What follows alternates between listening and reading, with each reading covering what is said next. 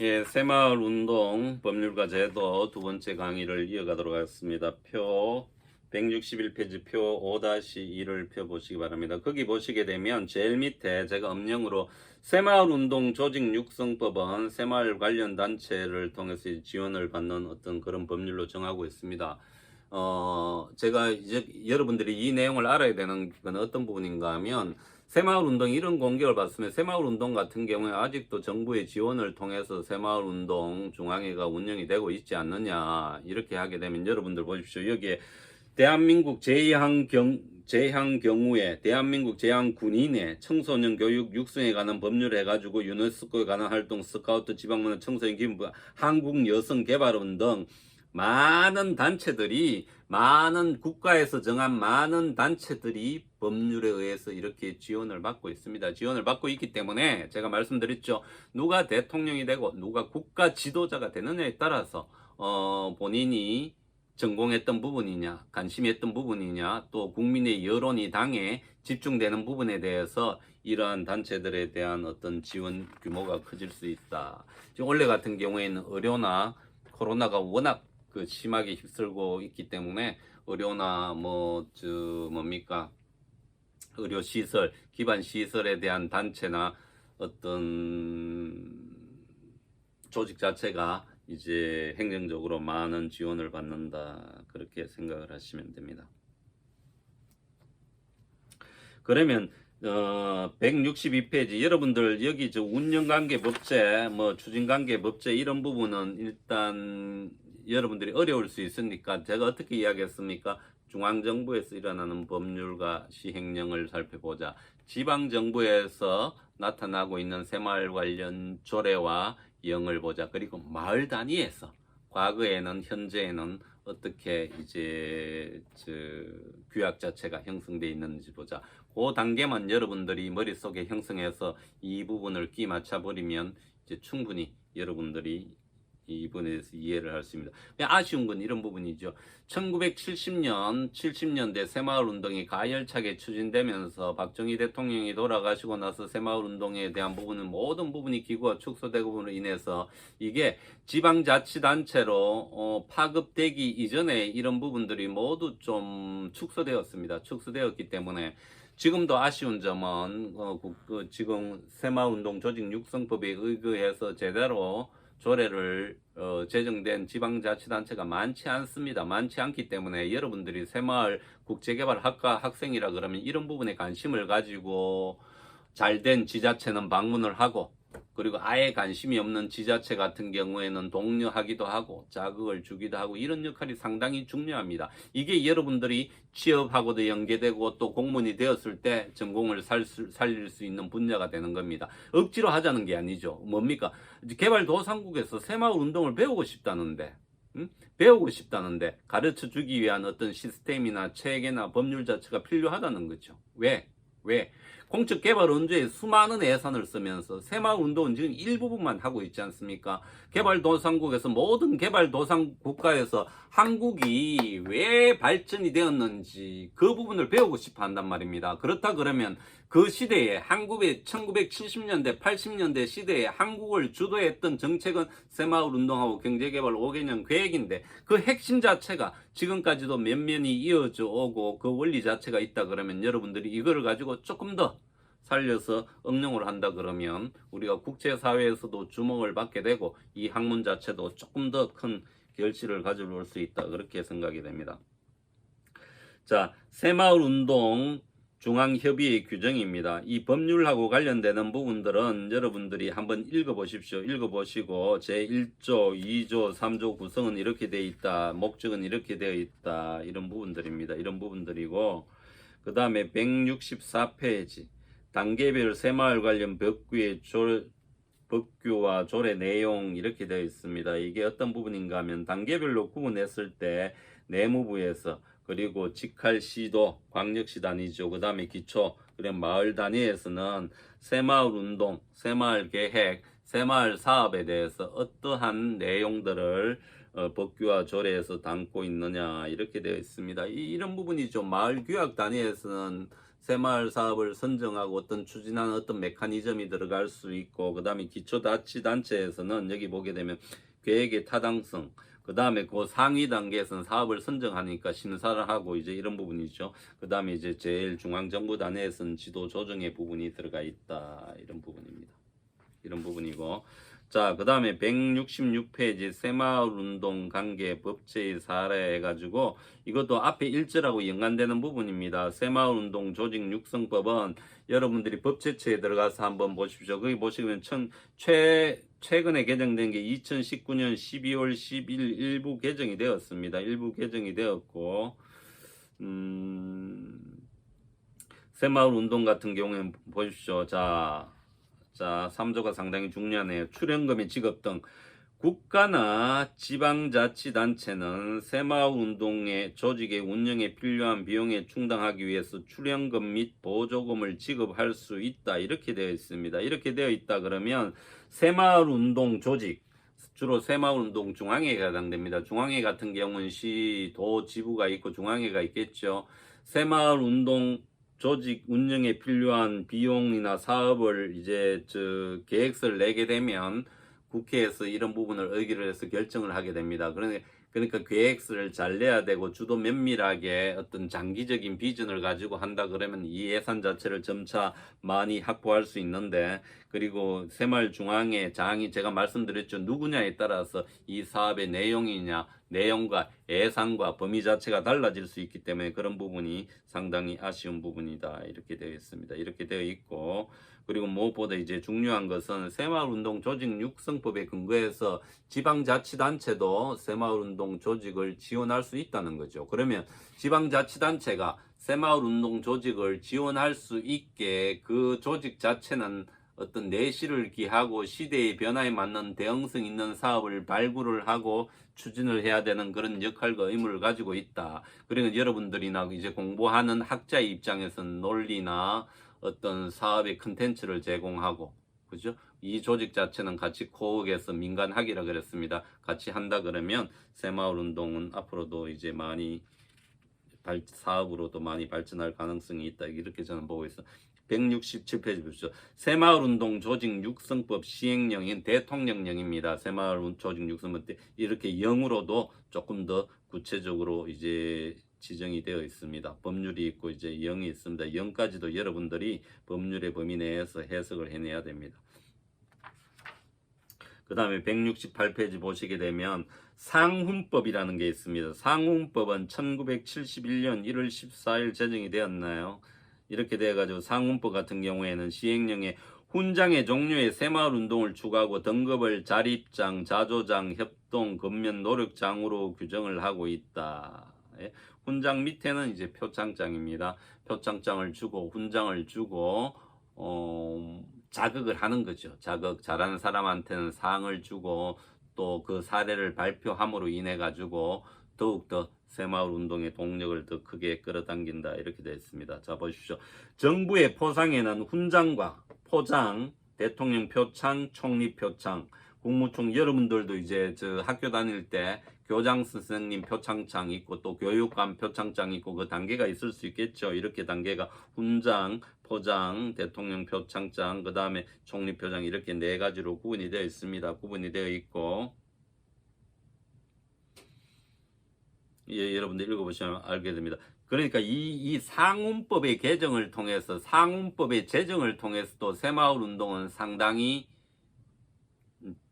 차별화된 형태의 어떤 보상을 해주고 또 독려를 하고 자극을 주고 그렇게 했던 면이 있기 때문에 이 상훈법도 향후에는 좀 더 연구를 해야 될 부분으로 그렇게 판단이 됩니다. 이런 부분을 현실적으로 옮겨오게 되면 우리가 외국의 새마을운동을 전개할 때도 충분히 관련 부처하고 이런 부분을 해봐야 할 수 있겠죠. 그 다음에 169페이지 국제개발협력기본법은 새마을운동 조직 육성법하고 제가 비교하라고 넣어놨습니다. 넣어놨기 때문에 여러분들이 한번 참고로 읽어보시면 됩니다. 기본 원칙이 있고 국제개발협력위원회가 있죠. 새마을운동 중앙협의회가 있었죠. 예? 이런 부분들입니다. 이런 부분들이고 추진기관, 인력의 양성 이런 부분들이 잘 나타나 있습니다. 171페이지 새마을 지도자 연수원 설치법입니다. 새마을 지도자, 새마을 교육은 상당히 많은 관계 법률을 가지고 있습니다. 가지고 있기 때문에 구체적인 부분은 제외하고 새마을 교육 영역은 지금 지방자치단체 경상북도뿐만이 아니라 새마을 중앙회에서도 새마을 교육은 상당히 중요시하는 영역이기 때문에 이 부분도 보다 좀 면밀히 살펴볼 필요는 있습니다. 새마을 운동 관련 주요 조례입니다. 어디입니까? 지방자치단체지요. 조례 같은 경우에는 위임조례가 있고 자치조례가 있습니다.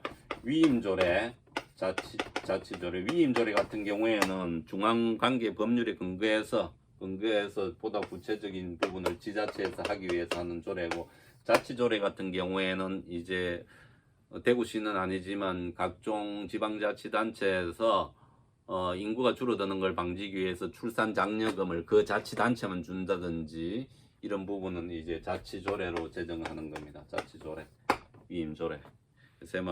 새마을운동 관련 조례는 여기에 이제 제가 대구광역시 북구 새마을운동 조직 지원 조례 사례를 나타냈습니다. 사례를 나타냈으니까 여러분들이 실제 대구시 북구하고 관련되는 새마을운동 지원 조례니까 여러분들이 읽어보십시오.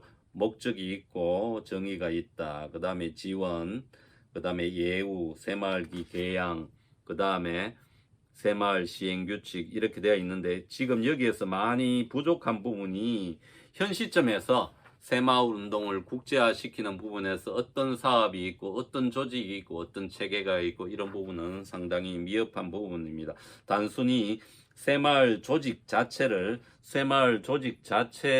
운영하는 지자체에서 하부 단위에서 그런 쪽에 관계 조례가 상당히 많다는 겁니다. 많고. 자, 서천군 한번 보십시오. 제가 서천군 새마을운동 조직 육성을 위한 지원 조례.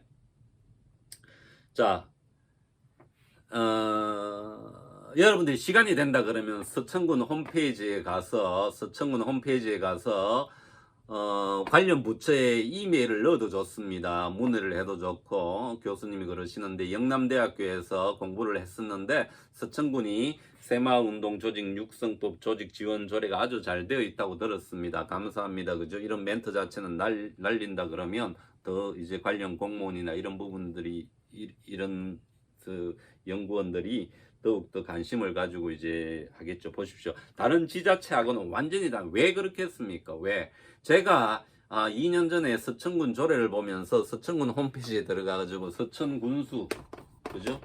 군수님 이력을 보니까 이전에 새마을 과장인가 새마을 관련 부처에 근무한 이력이 있습니다. 이력이 있기 때문에 충분히 새마을 운동에 대한 개념이나 중요성은 인지가 되어 있기 때문에 서천군 같은 경우에는 이런 조례가 나올 수 있는 것. 한번 보십시오. 자, 보십시오.